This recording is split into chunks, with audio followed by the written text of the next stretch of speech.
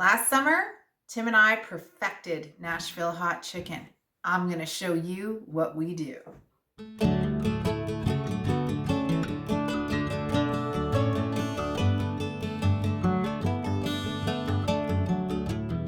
I'm so excited. I am making Nashville hot chicken. I made this dish all last summer. It was my favorite food and we all love it in this house. So you're gonna need a full liter of buttermilk. We're gonna dump it into this pot. You can use any bowl. You don't have to be particularly fancy. My husband's worried it won't all fit. We've got a tablespoon of salt, tablespoon of pepper, tablespoon of paprika. It's going in. Frank's hot sauce, half a cup, all down in there. Oh, this smells so good. Remember in the infomercials, they say set it and forget it? This is what we're doing. Now, this is 2 pounds of boneless, skinless chicken thighs. And we're just dumping them down in. So I've got all my chicken in this pot. I'm going to put a lid on it. We're going to leave this until tomorrow night. The longer you leave the chicken in, the sweeter it gets. Minimum 4 hours. I'm going to leave this in here until tomorrow evening. So roughly about 36 hours. So we decided to leave our chicken for an extra day, which is great. So we have our chicken that's marinated. I have 6 cups of all-purpose flour in here. I know it looks like a lot, but we're double dipping our chicken. In this, I have 2 tablespoons of salt, a tablespoon of pepper, and a tablespoon of paprika. You can use a smoked paprika, but you don't have to. And all we're gonna do is add it to this. All right, there is a boneless, skinless chicken thigh. Oh, did I say that out loud? My daughter's gonna freak out. Yep. Then we're gonna dip it back in the buttermilk. And then we're gonna dip it again. That's that. I'm gonna continue on with the rest of my thighs. So when Tim and I make this, we make this usually in a cast iron skillet out on the barbecue. I have a skillet inside that I like to use. It's my in-laws' old camping skillet. It just works. You're gonna cook this chicken in batches. In my skillet, I'm not gonna cook more than 3 pieces at a time because I do not want to crowd the pan.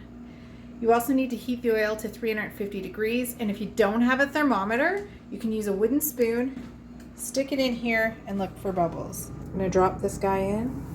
Ooh. It takes about 4 minutes aside.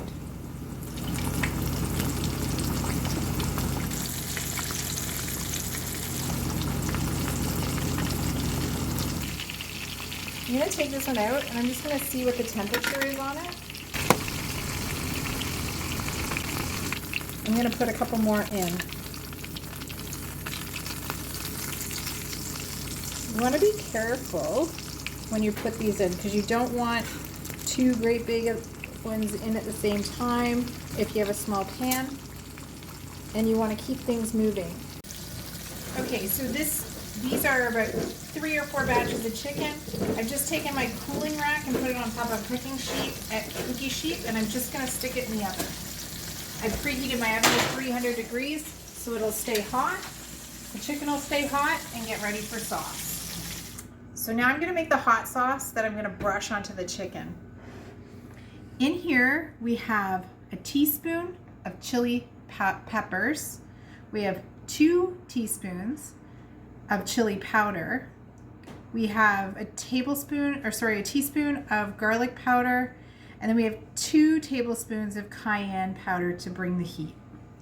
We also have 2 tablespoons of packed brown sugar. That's gonna slow the heat down, believe it or not. A lot of recipes have a lot more cayenne, but I use Frank's as well. So I'm gonna put this in. I'm gonna put my brown sugar in. I've reserved half a cup. You only need a 1/4 cup of oil from the chicken that you've cooked. That's all I'm putting in here is about a 1/4 cup. And it needs to be hot. And you wanna stir it, making sure that the brown sugar melts down. And I'm just gonna, it's still not where I want it, so I'm adding a little bit more oil. And that looks way better. The brown sugar is starting to melt. I'm just gonna put a splash of Frank's in here. So that's about 2 tablespoons of Frank's. That's it. That's our sauce. So I've taken these pieces out for the people that don't like spice. And I'm gonna stir my sauce up again for the people that do. And all I'm gonna do is I'm gonna take a silicone brush and I'm gonna baste my chicken in the sauce. So I've sauced all the chicken up. I'm gonna put this piece down on top of here.